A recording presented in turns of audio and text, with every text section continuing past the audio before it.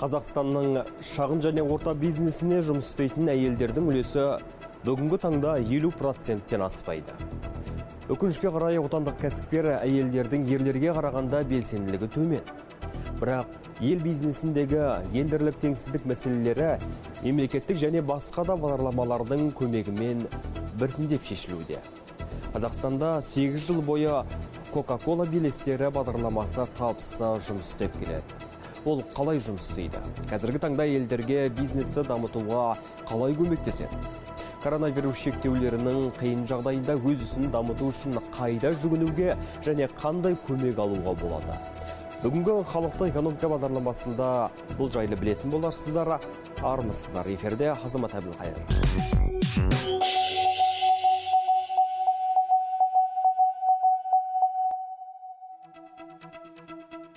Конференцияға қатысушылар бұл кездесуді ұзақ күтті. Бұл ұзақ мерзімді шектеулерден кейінгі алғашқы офлайн шара. Дегенмен әйелдердің үйден шыға алмауы оларға кері әсер етпеді. Керісінше, орын алған жағдай жаңа серпін беріп, тіпті күтпеген әсер әкелді. В силу того, что мы сократили некоторые расходы, которые были предусмотрены на... Біз бизнес-тренерлеріміздің өңірлерге жеке сапарларына қарастырылған кейбір шығындарды қысқартқандықтан бөлінетін гранттар санын көбейту мүмкіндігін алдық. Бұрын біз жыл сайын 10 грант бөлетінбіз, яғни 10 әйел бағдарламадан микрогрант жеңіп алатын. Ал үнемделген қаражат есебінен біз гранттар санын 2 есеге көбейту туралы шешім қабылдадық. Яғни өткен жылы бізде 20 әйел байқау жеңімпазы атанып, биыл өз ісін дамытат немесе ашатын болады. И в этом году будут развивать или открывать собственное дело. Нәзік жандыларға мұндай қолдау мультипликативті әсер етеді. Әңгіме Coca-Cola белестері жобасы Қазақстанның ауылдық аудандарындағы жұмыспен қамтылмаған әйелдерді оқыту бағдарламаларына тарту есебінен кеңейгендігінде. Это народный проект, то есть мы на таком своеобразном... Бұл халықтық жоба. Біз өз жолымызбен жүреміз, яғни ешкімнің артына тығылмаймыз. Ауылдарға келеміз. Бізде әртүрлі тілдерде сөйлейтін бизнес-тренерлер көп. Біз шалғай аудандарға, ауылдарға келеміз. Соның ішінде өтінімдер бойынша жұмыс істейміз. Яғни өз кестемізді оңай өзгертеміз. Бұдан жұмысымызға сұраныстың жоғары екенін көріп байқауға болады. И мы видим, что на нашу работу высокий спрос. Жоғары сұранысты сандар арастайды. Өткен жылы шамамен 15 мың әйел тренингтерге қатысқан. Бұл көрсеткіш тренингтерге былтырға дейін қатысқан әйелдердің санына тең. В Казахстане программа Coca-Cola белестері существует. Қазақстанда Coca-Cola белестері бағдарламасы 2013 жылдан бері жұмыс істейді, және осы уақыт ішінде 35 мыңнан астам қазақстандық әйелдер кәсіпкерлік негіздері бойынша тренингтерден өтті. Яғни әйелдердің осынша саны өз бизнесін бастауға қабілетті. Осы тренингтер аясында оларға қаржылық, практикалық, маркетингтік білім ғана емес, сонымен қатар психологиялық қолдауда көрсетіледі. Яғни олар шағын кәсіпкердің психологиясын тереңірек зерттейді. Они изучают психологию малого предпринимателя. Мұндай кешенді тәсіл өте маңызды. Цифрлар бүкіл әлемде, сондай-ақ Қазақстанда да әйелдердің ерлермен тең дәрежеде жұмыс істесе де, әлдеқайда аз табыс табатынын көрсетеді. Негізгі көрсеткіштердегі мұндай айырмашылық кірістер әлеуметтік жағдай мен жұмысқа орналасу арасында. Сондай-ақ әйелдер кәсіпкерлігіне жаңа мүмкіндіктер беру маңызды. О проекте я услышала от своих соседей, также у нас проводили... Мен жоба туралы көршілерімнен білдім. Бізде де тренингтер өткізілді. Мен бірнеше жыл бойы өз бизнесімді құру туралы идея ойластырып жүрдім. Менің Талғар ауданында үлкен учаскем, шаруа қожалығым болғандықтан, сонда жеміс-жидектер мен көкөністерді экологиялық таза тәсілмен өсіремін. Фрукты и овощи экологически чистым способом. Енді Алматы облысының тұрғыны өзі жұмыспен қамтамасыз етілгендігімен тоқтап қалмай, көршілеріне де көмектеседі. Ал жетістікке жету тарихын көру басқаларға ынта беретіні сөзсіз. Алдымен ауылда Coca-Cola белестері жобасында бір әйел оқса, содан кейін екіншісі оқиды, оқуға ниет білдірушілердің саны қарқынды түрде өсуде.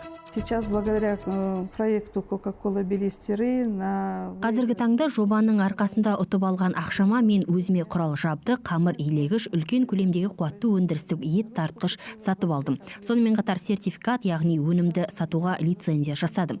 Қазір менің бизнесім біртіндеп кеңеюде. Әйелдерді оқыту процесі қалай жүреді?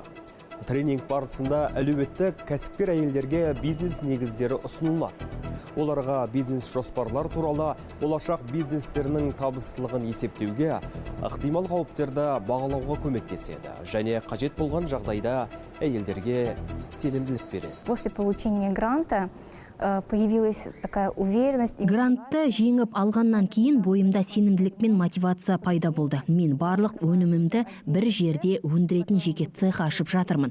Жақында ғана жөндеу жұмыстарын аяқтадым. Менде басқа да өнімдер жасау идеясы бар. Бұл шоколад жаңғақ пасталары және шоколад пен жаңғақтардан жасалған түрлі тәттілер бола алады. Другие различные лакомства из шоколада и орехов. Coca-Cola белестері жобасына қатысу бұл әйелдер үшін қадамдық іс-қимыл алгоритмі. Бірінші кезең жеке бизнес құру үшін кәсіпкерлік негіздері бойынша білім беру тренингтері. Екінші қадам бизнесті дамыту бойынша өз идеяларын талқылау. Бұрын іске асырылған идеялар негізінде мысалдар қарастыру. Үшінші қадам бизнес жоспар құрып, грант ұту конкурсына қатысу. Яғни оқуды сәтті аяқтаған және өз ісін бастау үшін ең жақсы идеяны ұсынған әйелдер қаржылық қолдау ала алады. Почему важен этот проект? Бұл жобаның маңыздылығы неде? Іс жүзінде Қазақстандағы әйелдер саны ерлер санымен бірдей, бірақ олар жұмыс процесіне тең дәрежеде қатыспайды. Көптеген әйелдер өз отбасыларына қаржылық үлес қосу үшін жұмыс істегісі келеді. Coca-Cola белестері жобасының тәжірибесі көрсеткендей, әйелдердің тұрғылықты жері оның бизнестегі табысына әсер етпейді. Керісінше, қатысушылардың басым бөлігі ауыл шаруашылығында өз істерін ашты. Әйелдер бақша отырғызудан және экологиялық таза өнімдер өсіруден еш қорықпайды. Осы тұста қатысушыларға көмекке жобаның серіктесі Жасыл экономика және G-Global'ды дамыту коалициясы көмектеседі. 13 жылдан бастап оқытып келе жатырмыз, қолдануда жасыл технологияларды.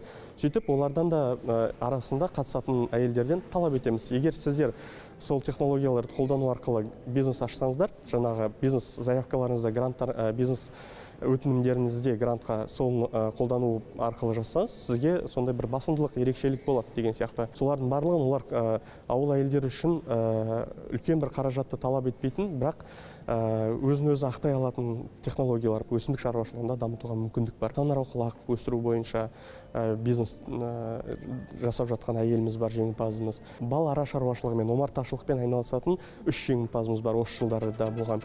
Болашақ кәсіпкерлер үшін бүгінде жобаның екі білім беру онлайн платформасы бар. Біреуі бизнес негіздерін, екіншісі жеке қосалқы шаруашылықтарды жүргізу негіздерін үйретеді.